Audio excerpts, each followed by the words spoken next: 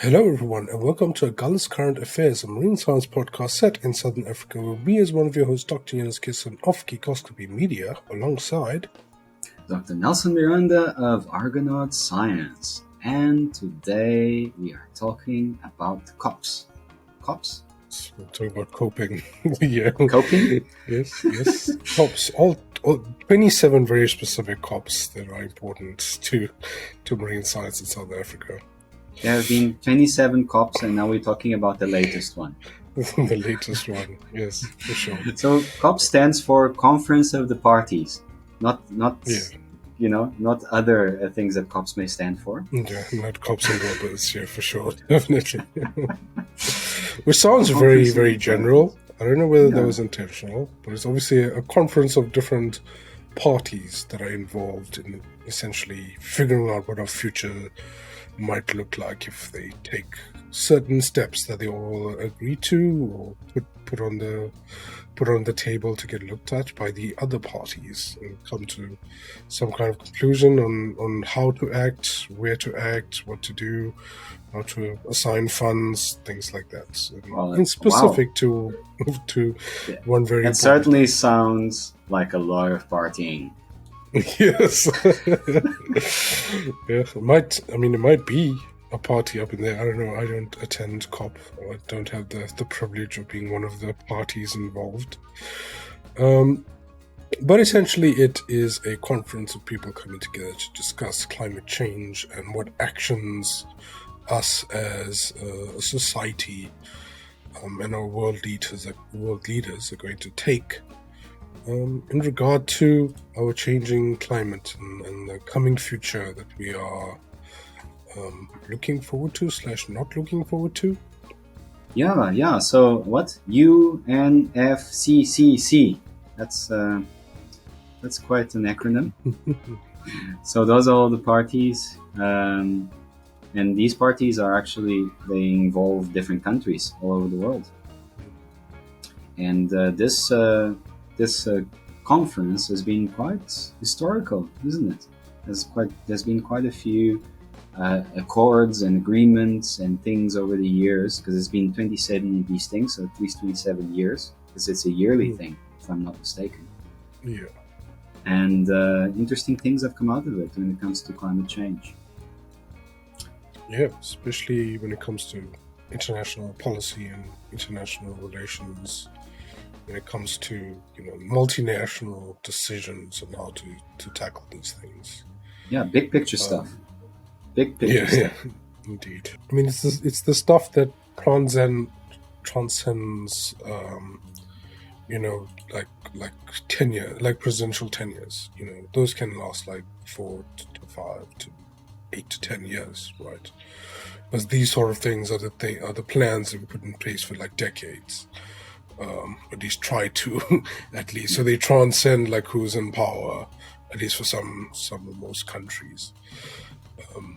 So it's quite, like you said, big picture stuff. Yeah, and I think not a lot of people are actually aware that these things are happening. There's this, there's this almost like expectation that we should be listening in, but I think that most people don't know these things are happening, or they're not interested because it's such big picture stuff that eventually it involves them, but only down the line. So why bother paying attention? Or maybe you don't really know that this exists every year, that these things are happening. What do you think? Yeah. No, 100% I agree. And like even I don't really like see it like come and go like every year in the general like what do you call it, consciousness of media and pop culture. I think it is something that is very technical and it is policy related.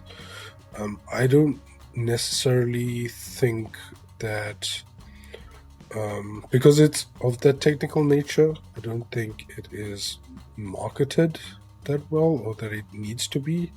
I think other people like journalists and like influencers afterwards will go back and be like, okay, this is what we covered, and that's what like makes the news. But the actual like conference itself, I think it's more like of a conference, and it like involves the parties that are going to it, and the kind of presentations they make and the conclusions that they come to. So I can see why it is not like in the published consciousness as much, despite its importance.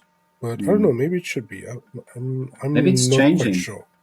Yeah, Maybe, indeed. Yeah, yeah, maybe it's changing now. We're becoming more informed. There's more access to different information streams, and there's definitely a lot of perceptions and opinions about the perceptions and opinions of this conference. And I think yeah, that's what we're going to talk a little bit about today. yeah, for sure. So definitely, from the outside looking in, I'm not somebody who would probably ever be invited to one of these things. I don't do any deep kind of work in those realms when it comes to like climate policy or that type of thing. Or maybe I will one day. I don't know. We'll see how far this SciCon podcast goes. Oh yeah, but we definitely all kind of touch upon it from the bottom up, perhaps, because we do research that is within the general theme of climate change and biodiversity change. Yeah, I mean, I've done research related to climate change, and I do science communication related to climate change. Yeah, but when it comes to policy, there's a kind of a different group of people that is not really. I suppose we need to have a talk about like science policy at some point. I think we need to. Yeah, because it's also stories, because we're telling stories, and stories do have a bottom-up influence as well. So sure. I think that 100%. we can become, more involved and more aware of our influence in all of us, even those of us that have no idea.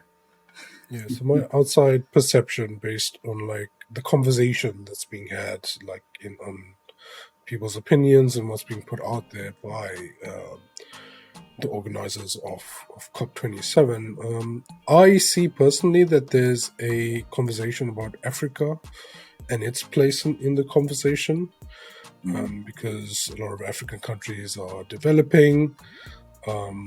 It's a resource-rich area, but it is third worlds. We did not get the chance to use all of those fossil fuels in order to like industrialize and like build wealth.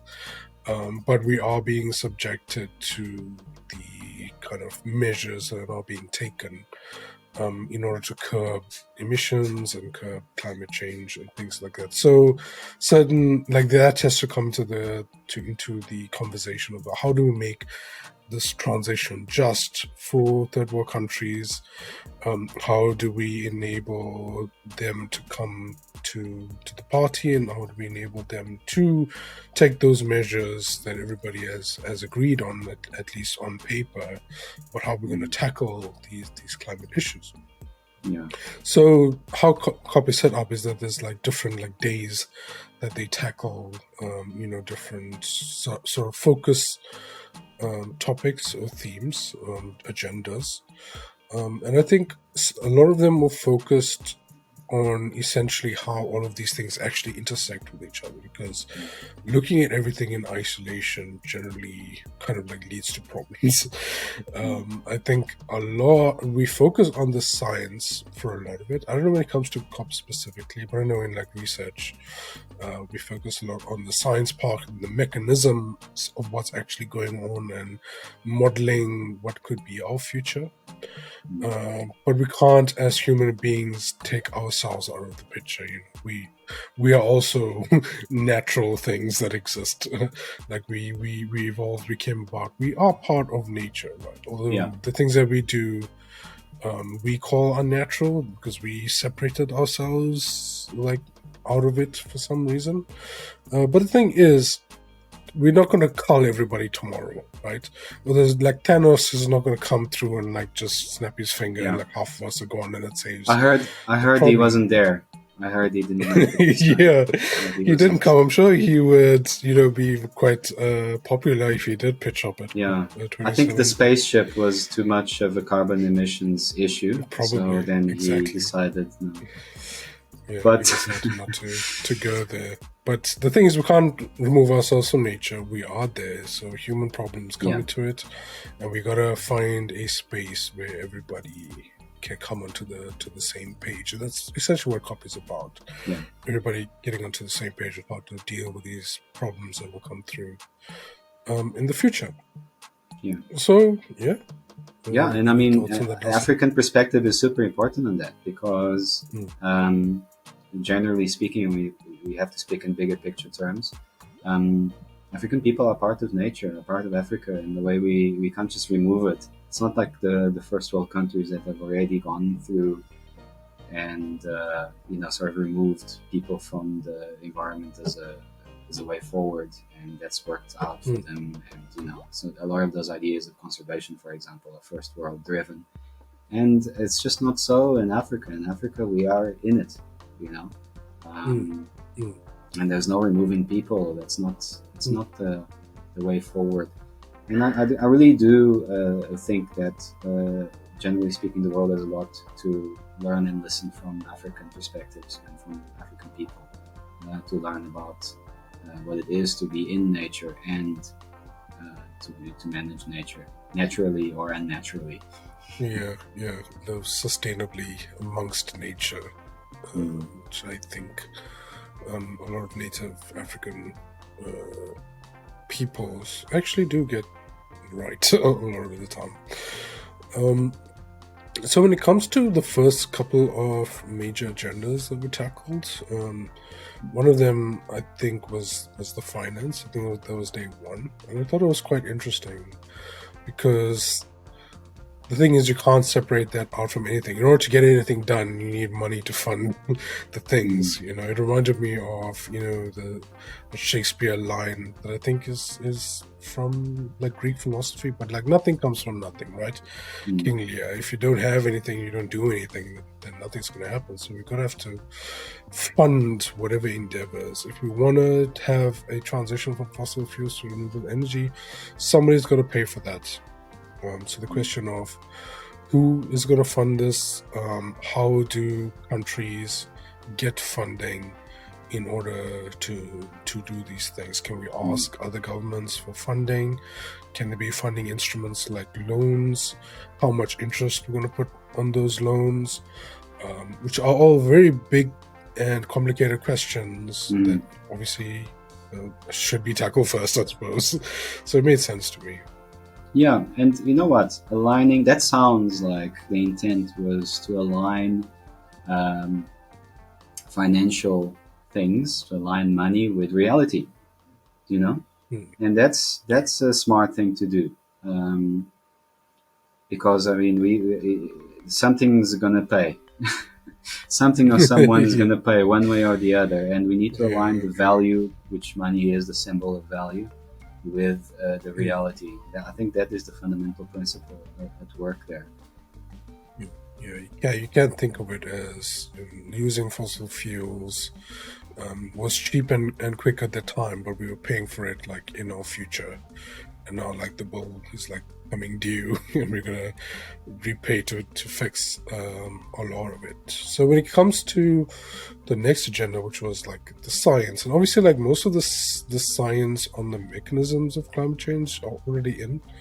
So the science now, when it comes to like policy, is focusing on like, okay, how can we bolster ourselves? How can we make ourselves more resilient to the coming potential effects and things that we're already seeing? Because we're already seeing effects happening.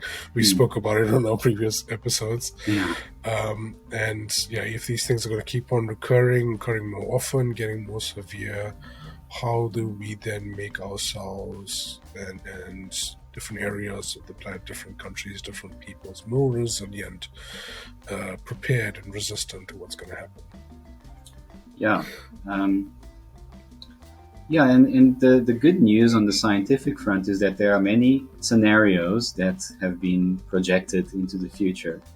And the good news is that we're not in an apocalyptic scenario. We've already, we've already changed the trajectory of our activities as the human race. This is big picture stuff. Away from that, worst case scenario apocalypse sort of, world ending, world ending sort of state.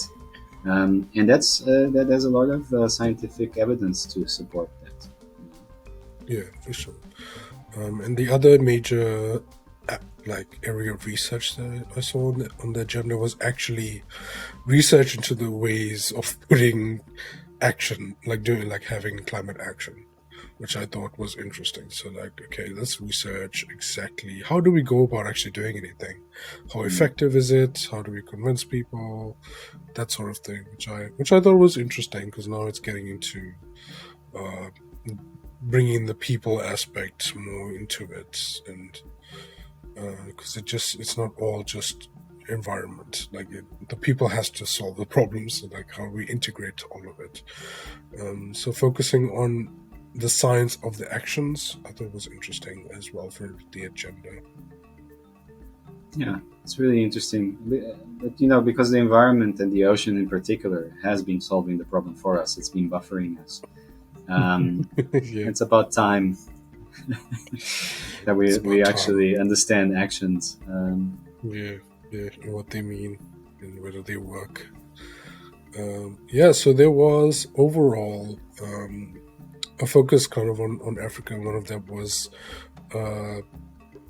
the idea that there needs to be a energy transition, but it also needs to be just, and that justness comes in the form of assessing the finances. It comes in the form of looking at people and the effects on people and what works for individual groups of peoples. And that's the idea of also a lot of these different aspects that were on the agenda kind of intersect, right?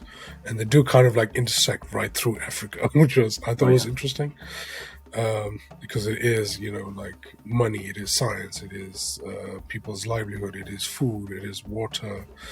A lot, there was a day that was assigned to other things that you would think you'd need a whole conference for, but also makes sense because it is also these changes or these effects and what adaptations are going to need has to take all of these things into account. So we're talking about things like the water crisis. I'm sure for a long time you heard what was World War III going to be about? Might be about something else. we won't go into that now. But you always heard it was the next World War is going to be about water. Because water is a limiting resource, actually. It might seem abundant in a lot of places, but I think as the years have gone on, we have seen that if we don't do something, people are going to be running out of water, and that's when the bullets are going to start flying. Yeah, so that's when we need to do something about losing the water if all of it evaporates because it gets too hot or there's not enough rain in certain places. There's going to be more water in some places than we can handle.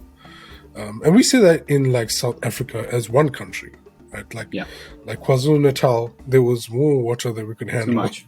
Floods. And then in the Eastern Cape, Western Cape, there's not enough water. Cape Town, not enough. Not enough water. So we obviously talking about fresh water and water that we can drink. There's plenty of salt water. Lots of salt water. Might be getting more as the sea level rises. Yep.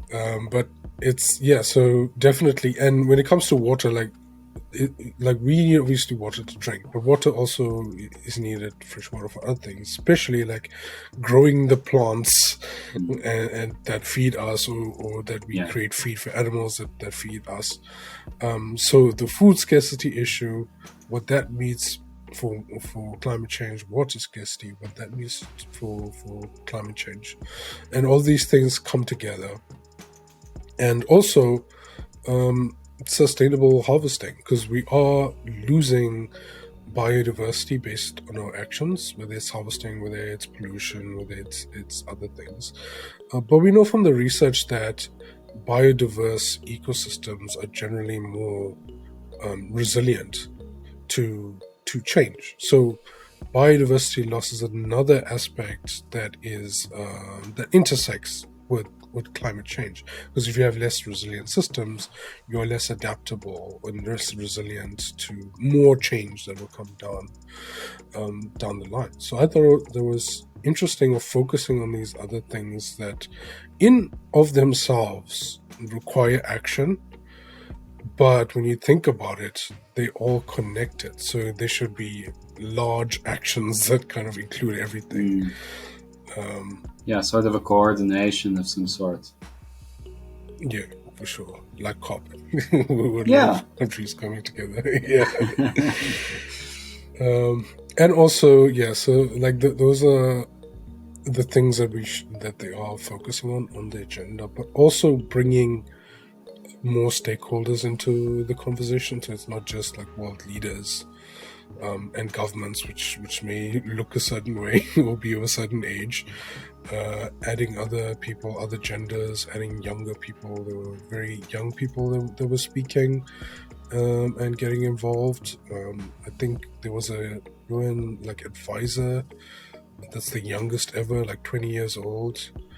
There were kids, really young kids speaking, and all trying to rally for some kind of change or more change to occur, but also on the other end, keeping those people in mind for the adaptations, for the actions that are going to come into the future, because they need to be just, right? They can't be done in such you can't solve problems by creating other problems. I mean, that's how we've been doing it for history. I think that's the legacy of technology. But there needs to be more thought put into, we need to solve this problem. What action are we going to take that is going to be helpful to everyone and not cause problems that we need to change later on? And we're still going to be having this conference 100 years from now. It's just going to be different conversations. Trying to minimize that, I think, is a good idea, and doing things in a smart way. Yeah, and getting that element of youth and in now is also probably good from many different perspectives. Definitely, because these things are going to affect them in the future. So that's the whole reason we're having these discussions, is for future generations. And sometimes the youth has a way of reflecting and echoing some very, important points. That sometimes the youngest and smallest voice can really cut through the crowd, isn't it? For sure, 100%. And the last bit of stakeholders I thought was interesting, that I didn't think of before, was bringing in civil societies, because most of the people are just civil citizens, civilians. These are discussions that are usually made either amongst governments, amongst large non-government organizations, non-profits, large businesses, corporations. But the thing is, the group of people that has the most people are just everyday people, civilians. So trying to get people added to the conversation and or motivated to drive change, I think, is a good idea. I think overall, not only with climate, but I think with most things when it comes to societal change or politics, I think it's a good idea to have some kind of body that is just people. No, it is. It's even required for a lot of things, a lot of policies, that you have some sort of input and consultancy with people. Just be with it. 100%. I don't know what that looks like on a global level. Yeah, because I didn't look too deeply into it. It's just something that I saw that I didn't expect to see. That's what all the stuff I'm talking about. I expect to see certain things when I think of COP, but having a deeper look now, It's like, oh, that is interesting. And I think those are the main points when it comes to the agenda of COP27. I think that's the broad idea of what they were trying to tackle this year. Like, what are your overall thoughts about all this stuff, Nelson? Yeah, I think that, and again, it's just an opinion. I think this is all very big picture stuff, and I want to say again that most people, and we just spoke about civil society. I think most people, I struggle to think that we are all aware that there's these, these agendas, These conversations happening, these conversations, and this call for cooperation. I think we're becoming more aware. I'm hoping that there's going to be more awareness in our everyday lives, and I hope there are ways that we can become more aware of these things, because these are themes that goes beyond COP itself. COP is just like a vehicle for a lot of these things. But it's good to hear that the common person everywhere is going to hopefully be involved or more directly with something like this. I think that's a positive thing, because I really think that it hasn't happened really. You kind of hear it as an abstract, as something. There are a lot of seemingly abstract ideas. And I think the only thing that made the news, and I think it's because it was like something more like tangible, was that I think $150 million was pledged for Africa just transition to renewable energy. I think that's the only thing I saw like on the news related to COP, which is interesting. I don't know whether $150 million is a lot of money. It seems low to me. Yeah, it also seems, my first gut reaction to something like that is that that's very low, and it's a pledge. So until African people actually get the thing, it's just like, it's I owe you one. I definitely will. later. Not right now. Like later. I owe you. And where does this pledge come from? Probably from a first world, sort of avenue. And we know that already. They do owe. Thanks. That's why it seems a little low, because we're talking about effects that are happening, on billions and trillions of dollars level. And maybe that's thus far. In the future, it might go quadrillions. We don't know. Maybe that speaks to the disparity, the mismatch between the value of that should be allocated and the value that is associated with transforming the way we live, so that it's better for our environment and better for our climate. It strikes me that I agree with you. That seems to be low, and I mean, maybe beggars can't be choosers. Maybe that's the idea. But why are we put it's there's a psychology, isn't it, behind this, where it's like, oh, Africa as a general is a beggar then. I don't know if that's obviously true, or if it's just the gut feeling that we get. Well, I get it. I don't know. Do you also see that? The thing is, I don't know. I don't know what's right. That's the thing. For sure, I think some money has to be given back. But the thing is, I don't know by who, and I don't know how much. And I don't know to who, and it's. And maybe that's the problem. Maybe that's the problem. Maybe we should know a bit better. Generally speaking, civil society, but also not just civil society, because as much as it is important, and we must include everyone, it's not just the responsibility of every single person, it's also the responsibility of groups of people, of institutions, of businesses, large-scale businesses in this case. They have a huge responsibility, because those are sort of the entities, the collective entities that have also driven all this progress, that necessitated more resources and more power, and have led to what we have today, mostly first world entities. So they have a huge responsibility. That's the thing, because when it comes to like between the first and the third world, like when it comes to fossil fuels, like the first world, like they're the winners. They built their wealth. They Yeah, they got there industrialized first. rapidly. They got They there got there first. first. Yeah. And now the third world countries, like if we want to prosper, like we need to industrialize, we need to create, we need to manufacture, and that costs energy. Yeah, yeah, But we also bound by the agreements that we make at places like COP and other places when it comes to building a better future. yeah. So there's a mismatch there.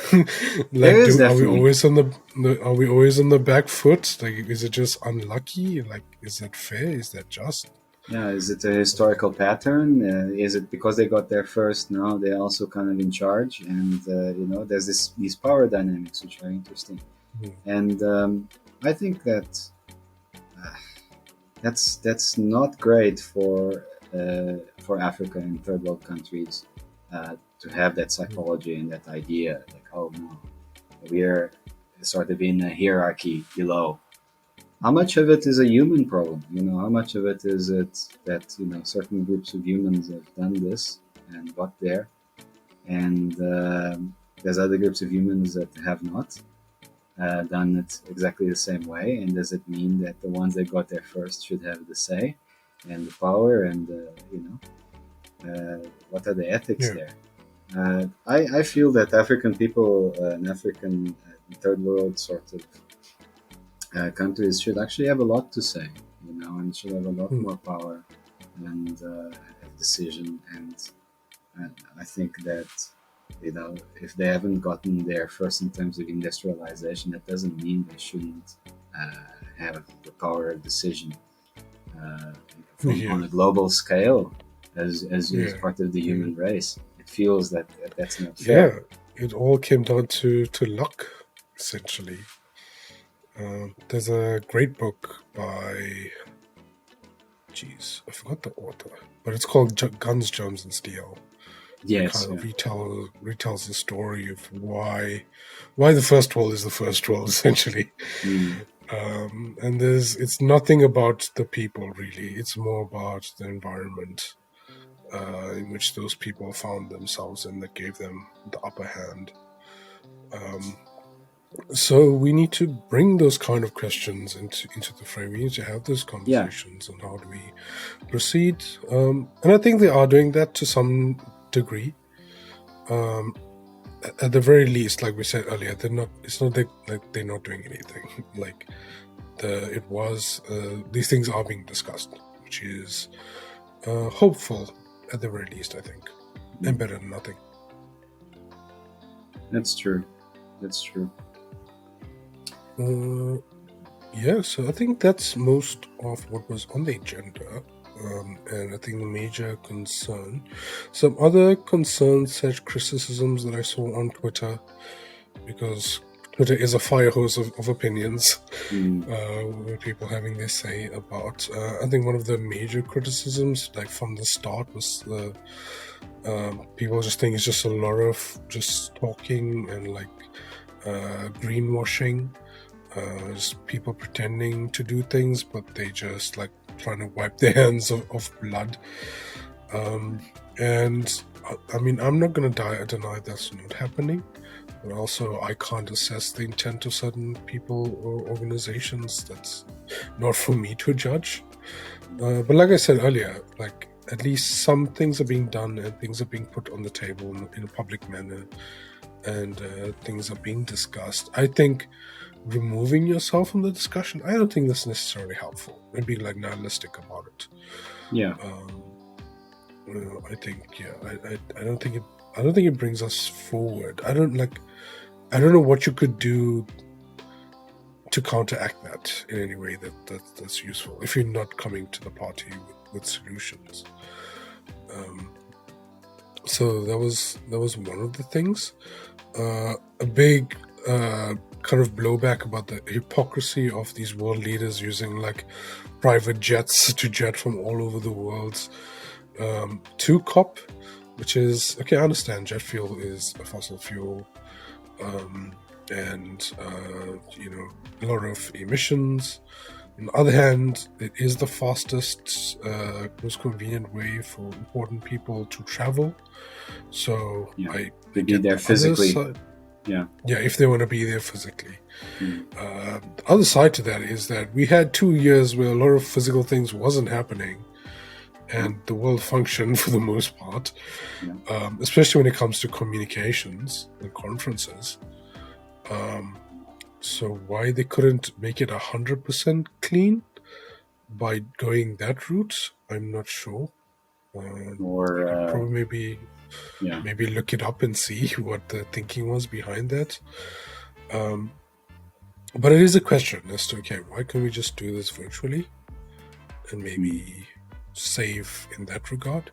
it is possible to do human it. beings. We do have the technology. We have the technology. The technology is there, and the technology can actually be even further developed so that it's even more effective. Because I think you were about to say humans communicate in many different ways, and the best way to communicate as a human being is to physically be there. Exactly. The most natural way. 100%. And so we have to do the unnatural thing, isn't it? We have to do the natural thing to then be there naturally. And does it balance out? I mean, you could actually probably measure the carbon footprint of the COP over the years and see, quantify. Why not? Exactly. And that will give a little bit of context to the different views and arguments.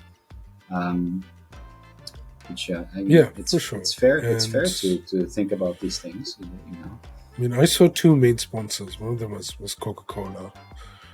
Getting a big corporation to pay for your conference, I suppose, is a win. Maybe, I don't know. And the other one was, I think, a solar company in Egypt. So I think a lot of the energy used was solar. But I don't know how much of that actually contributes to cutting emissions or whatever other negative effects that might be happening. But maybe somebody publishes a paper that gives us that information so we can know at least some information. That would be nice, because I mean, we want as much information about these things as possible to try and prevent hypocrisy and try and counteract against these nihilistic talking points. Or inform your future, learn so you can inform your future conferences. Because I mean, conferences and meetings, generally speaking, these are opportunities for humans to come together and organize something. And so to completely just judge the whole operation as being just posturing or just going through the motions. It's all surface. It doesn't go. It's not entirely fair. I don't think. Because there will be components of that conference, of those meetings that actually are are creating change, or at they're least creating change.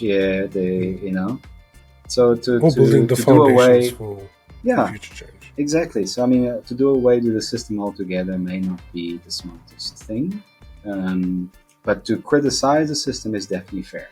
It is 100%. Fair, and the system should definitely be criticized. But I think to leave it, it kind of it does make a point. But then, does it really make is it really the best way to make the point? Who knows? Speaking of humans coming together, one of the mascots for I think the UNDP, UN Developmental something, was a guy in a dinosaur suit, or velociraptor suit, called Frankie the Dino, they had an interview with. I thought this was simultaneously funny and kind of almost pointless at the same time. I don't know how much this sort of effect this sort of thing has.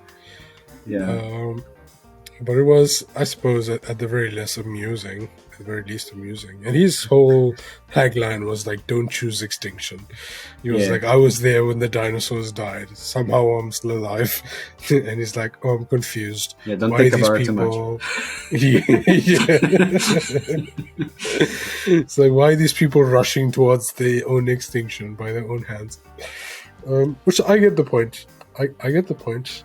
I don't necessarily know whether that's the right way to go. I mean, But I don't know. is this like this is surely not the official mascot. It's not a mascot for COPE. No, Yeah, it's the one to UNDP. UNDP's initiative, which is one subsidiary of the UN. No, it's not a COPE thing. The It was just a funny thing that I United saw. Nations Development Program. Yeah. Yeah. That's not the whole United Nations. That's not the whole COPE. It's just it's one subsidiary. But they did post it to their timeline, so it was a funny thing that I saw that I thought to comment on. And I don't know, the other end to it is that it will resonate with some people, maybe like kids, because I know, like, when I was really young, I was really into dinosaurs. Oh yeah. And I think and a lot of my friends were as well. It seems to be a common thing amongst people going into science or become nerds or geeks later on in life. That was one of their first geekdoms and nerddoms is geeking out about dinosaurs. So I get it from that perspective. Having an interview with a dinosaur where the dinosaur's just like growling and you have subtitles for them, I don't know. I'm not the audience for that. The communication, the communication strategy there might be questionable. It's either questionable or it's super genius. It's like those things. It's like Schrodinger's cat. Like, it's at the same time. It's like genius or not genius at the same time. But I don't know. You can let us in the comment section like what your opinion on that and the rest having our perception of a dinosaur being the spirit, not just the spirit, but the codification of the United Nations Development Program, which apparently helps countries to develop strong policies, skills, partnerships, and institutions so that they can sustain progress. So maybe the message is that the progress might be leading towards some sort of dinosaur-related incident. Dinosaur-related incident. The return of dinosaurs, Jurassic Park. That's where we're going. Any other closing thoughts, opinions? No, I mean, Nelson? I think it's a big picture. These are big picture ideas. COP is a big picture sort of thing, but it's nice to talk about it a little bit. And maybe we'll talk about it some more if that's something that people.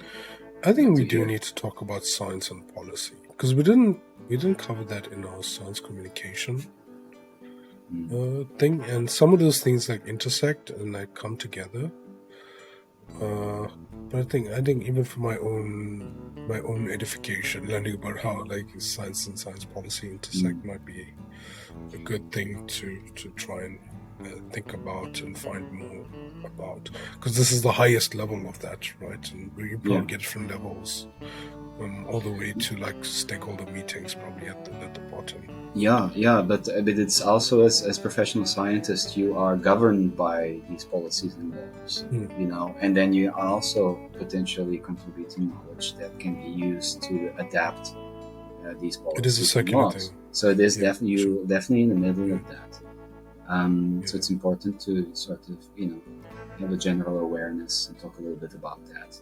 So I think in terms of general awareness, it's good to talk about these things. Sure, 100%. If you want to talk to us about anything we mentioned, you can do so at Agulhas Current on Twitter, at Agulhas Current Affairs, everywhere else in the comment section. Rate us on podcast services. You can find me specifically at Geekoscopy. And you on can Twitter, everywhere else. And you can find me on on the interwebs at Argonaut Science, and we are also present. Yeah. So don't cop out on climate action. That's the closing remarks.